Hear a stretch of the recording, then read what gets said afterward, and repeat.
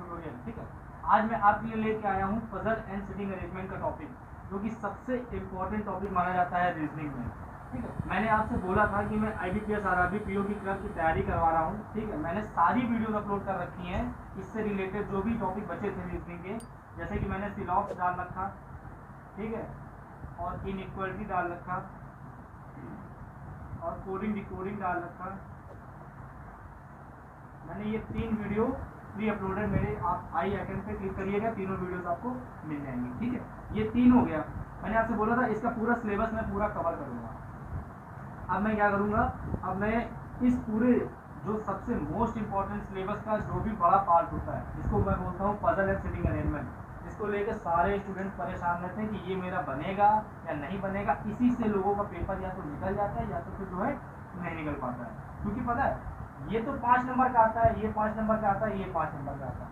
Other miscellaneous question मैं भी कराऊंगा, वो भी 5 से 10 नंबर के आसपास आ जाते हैं। बट ये जो है ना वो 15 से 18 नंबर का पेपर में आता है।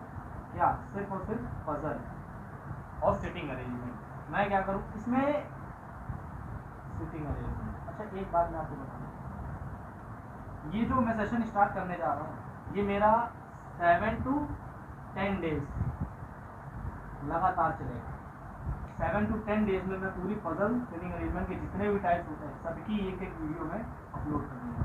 आज मैं आपको सबसे पहला टॉपिक पढ़ाने जा रहा हूँ। पहले आप इसको समझ लीजिए, कितने चैप्टर मैंने करा दिए। ठीक है, मिसलेनियस मेरा बाकी है, पजल और सिटिंग अरेंजमेंट मैं कराने जा रहा हूँ। कितने 7 से 10 दिन में मैं करा दूँगा। ठीक है, अब कितने टाइप की पजल होती है, कितने टाइप की सिटिंग अरेंजमेंट होती है, आप मैं उसको दिखा रहा हूँ। ठीक है, देखिए, ठीक है, देखिए मैंने नोट कर दिया है। ये आपकी सिटिंग अरेंजमेंट है। सर्कुलर आती है, स्क्वायर आती है, रेक्टेंगल आती है, लीनियर आती है, डबल रो, पैरेलल रो, और जो पजल होती है वो फ्लोर, बॉक्स, डे और मंथ बेस्ड पजल आती है। ये ज़्यादातर आपकी IBPS RRB PO, ओके, या फिर क्लर्क में पूछी जाती है। SBI PO में भी पूछी जाती है, IBPS PO, IBPS क्लर्क में पूछी जाती है। और भी कुछ नए टाइप्स की भी पजल आ गई हैं, बट मैं क्या करूँगा, ये जो ये है आपका, ये RRB में तो श्योर है, इसके बाहर से नहीं आता। ठीक है, RRB जो मैंने टारगेट बेस्ड अभी स्टार्ट किया है मैंने, वो RRB का है। इतना तो मैं आपको अभी पढ़ा ही दूंगा। मैंने बोला 6 टॉपिक है, 6 टॉपिक में 7 से 10 दिन में पूरा कवर कर दूंगा। ठीक है, देखिए सर्कुलर बेस्ड जो पजल होती है, स्क्वायर बेस्ड जो पजल होती है, रेक्टेंगुलर, ये तीनों एक साथ मैंने क्यों लिखा है, इन तीनों का मैं ऐसा अप्रोच बताऊंगा कि अगर आप ये सीख गए तो आप समझ लीजिए तीनों सीख गए। मतलब मेरा अप्रोच थोड़ा इस टाइप का रहेगा कि ये तीनों एक ही साथ सीख सकते हैं। ठीक है, बाकी लीनियर अरेंजमेंट और डबल रो और पैरेलल रो को एक ही जैसा मैं आपको बताता हूँ। चलिए ठीक है, देखते हैं कि कैसे क्या करना है, किस तरीके से सारा शेड्यूल में बनाऊंगा। बट आज मैं क्या करने जा रहा हूँ, सर्कुलर स्टार्ट करने जा रहा हूँ। कुछ बेसिक पॉइंट ऑफ व्यू आप सीख लीजिए, जो कि अगर आपने समझ लिया, सीख लिया, तो आगे आने वाली ये पूरी अरेंजमेंट में आपको वही काम करेगा। ठीक है, तो मैं सर्कुलर के बारे में आपको सारी इन्फॉर्मेशन दे रहा हूँ। देखिए सर्कुलर सिटिंग अरेंजमेंट में क्या होता है, सबसे पहली चीज तो आप सर्किल बनाएंगे। ठीक है, क्वेश्चन क्या होता है कि वो ऐसा बोल देता है कि 8%, मान लेते हैं 8% सर्किल में आपके बैठे हुए हैं। ठीक है, किसी पे सर्किल में बैठे हुए हैं, उनका जो फेस है टुवर्ड सेंटर है, मतलब कि सेंटर की तरफ देख रहे हैं। अच्छा, टुवर्ड सेंटर तो सेंटर की तरफ देखेंगे। एक अरेंजमेंट ऐसा आता है जिसमें अगर बंदे 8 बैठे हुए हैं, वो आउटसाइड देख रहे हैं, बाहर की तरफ देख रहे हैं। ठीक है, वो 8 बाहर की तरफ देख रहे हैं, सेंटर की तरफ नहीं देख रहे हैं। तो ये तो आपके 2 टाइप्स के हो गए। ये टुवर्ड सेंटर हो गया। टुवर्ड सेंटर बोलिए, चाहे आप बोलिए facing, facing to the centre.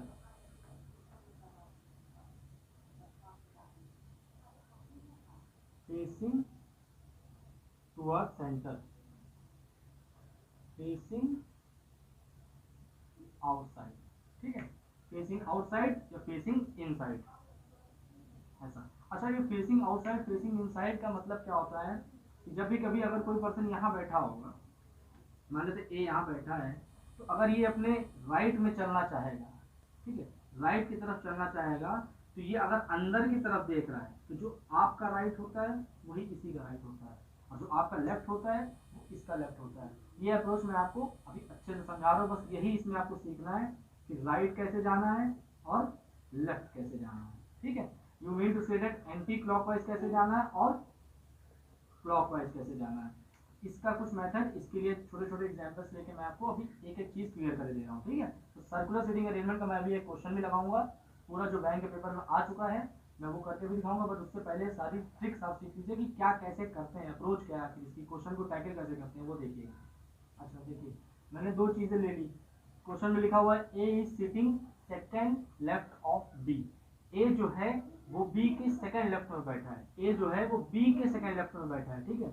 यहाँ पे कितने परसेंट, हमने माना था कि 8%, हमने मान लिया, अभी तो मैं आपको समझा रहा हूँ, पहले आप समझ लीजिए, फिर क्वेश्चन जैसा बोलता है उतना ही परसेंट में मानना पड़ता है, ठीक है। A is sitting second left of B, मान लीजिए मुझे क्वेश्चन यहीं से स्टार्ट करना है, तो बी के सेकंड लेफ्ट में बैठा है और ये बंदे देख कहाँ रहे हैं, टुवर्ड सेंटर, ये आपका टुवर्ड सेंटर के, ये मैं फेसिंग आउटसाइड का, ठीक है, यहाँ लिख लेते हैं, फेसिंग किधर है, इनसाइड, ठीक, ये फेसिंग किधर है, आउटसाइड। इस क्वेश्चन को देखिए कैसे करेंगे, यहाँ लिखा है A is sitting second left of B, B के सेकंड लेफ्ट में, मैं यहाँ से स्टार्ट कर रहा हूँ, बी यहाँ बैठा है, अंदर की तरफ देख रहा है, मैंने बोला कि जब भी कभी इनसाइड सेंटर हो तो जो आपका राइट होता है, जो आपका राइट होता है वही पर्सन का राइट होता है, जो आपका लेफ्ट होता है वही पर्सन का लेफ्ट होता है, जब भी कभी अंदर की तरफ देखना, तो इस चीज पे ध्यान दीजिएगा, ठीक है। अच्छा इसको अच्छे से समझ लीजिए कि अगर आप ऐसे खड़े हैं, मैं इस तरफ पे खड़ा हूँ, तो मेरा राइट क्या है, ये है,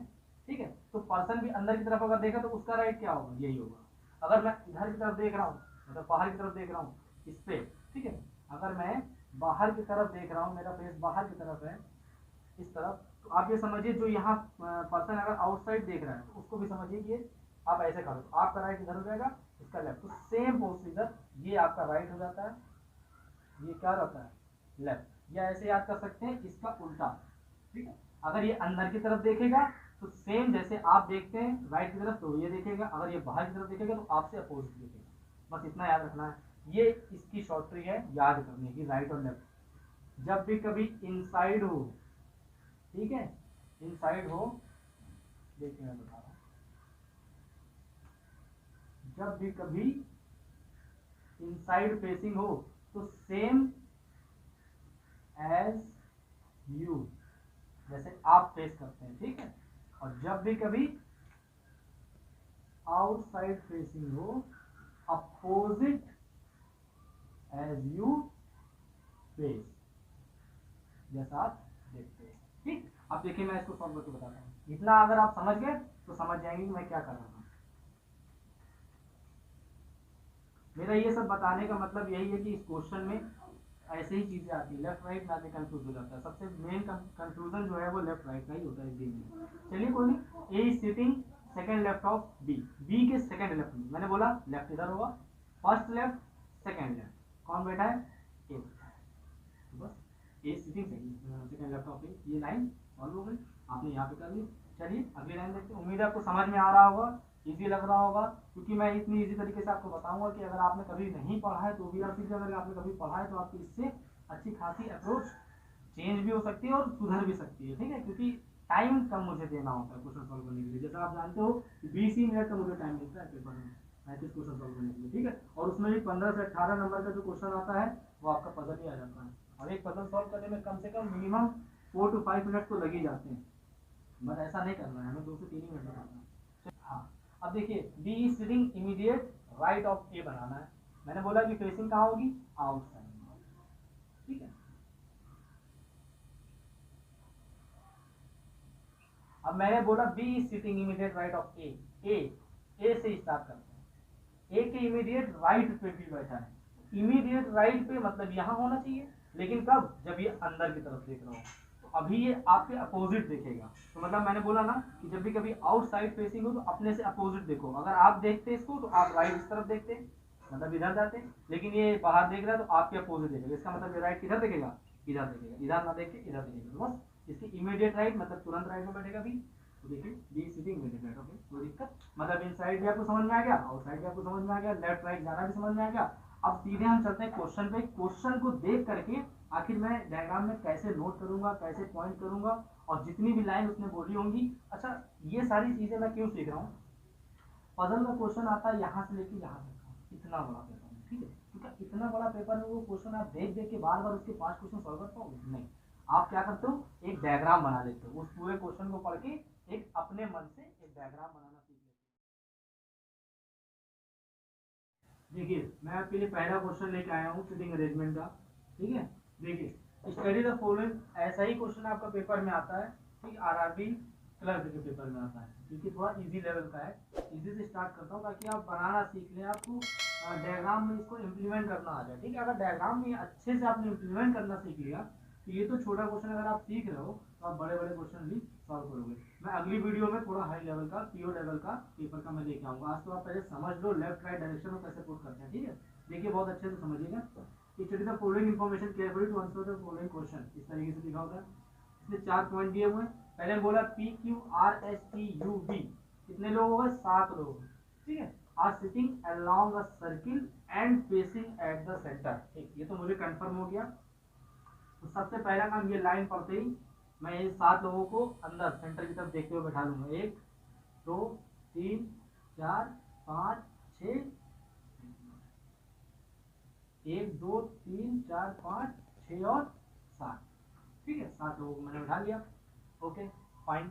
अब मैं क्या करूंगा, इसने क्वेश्चन आगे बोला P इज बिटवीन, अच्छा एक चीज और है ना, फेसिंग इनसाइड द सेंटर, अंदर की तरफ देखना है, ये भी मैं बना लूंगा। दूसरा काम तो मेरा ये हो गया। अब तीसरा काम इसने बोला, सेकंड स्टेप क्या बोला, P is between T and S। P is between मतलब P T और S के बीच में होगा कहीं। मान लेते हैं हम यहाँ से स्टार्ट करते हैं, P यहाँ है, T और S के बीच में, तो T और S की इंफॉर्मेशन मुझे भी कंफर्म नहीं है, तो T और S को हम क्या करेंगे, ऐसे लिख लेंगे। यहाँ S भी हो सकता है, यहाँ P भी हो सकता है। ठीक है,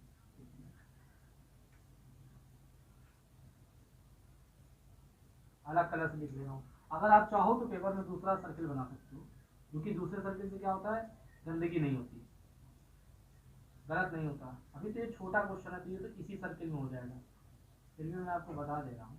देखिए मैंने बोला ना कि P is between T and S, P यहाँ है, इसमें मैंने T यहाँ दिया था तो मैं यहाँ पर S ले लूंगा। ठीक है,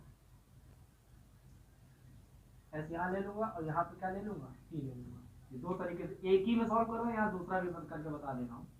चलो उसको रब कर देते हैं, एक ही अलग अलग करके दिखा देते हैं, सामने आपकी अप्रोच राइट होनी चाहिए। चलिए देखिए अगला क्या बोल रहा है, U is between Q and V।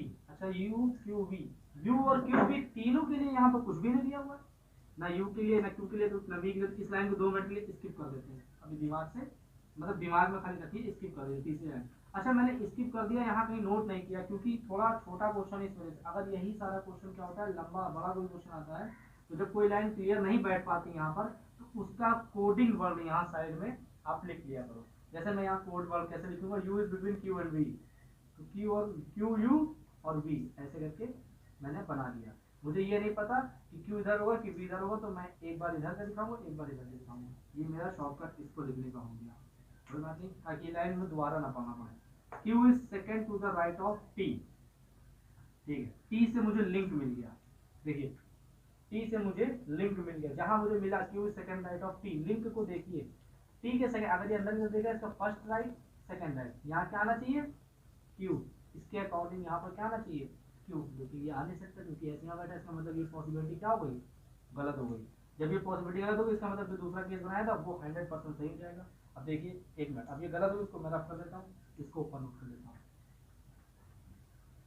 गलत कैसे हुई ये भी देखिए, इसलिए मैं बता दूँ 2 केस बनाओगे तो आपके लिए इजी रहेगा।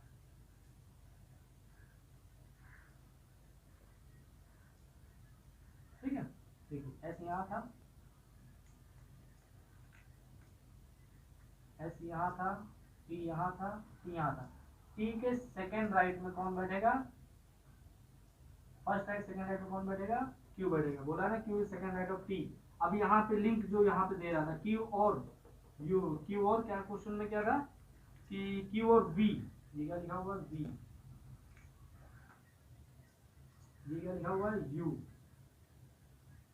ठीक है, क्यू और वी के बीच में, क्यू और वी के बीच में। ठीक है, मैं यहाँ भी बैठा नहीं सकता, यू बैठेगा तो वी यहाँ बैठेगा, तो यू कहाँ बैठेगा, यहाँ बैठेगा। ऑटोमेटिकली सब अरेंज होगा, बचा कोई एक बचा होगा आर, यहाँ से देख के नोट कर लिया।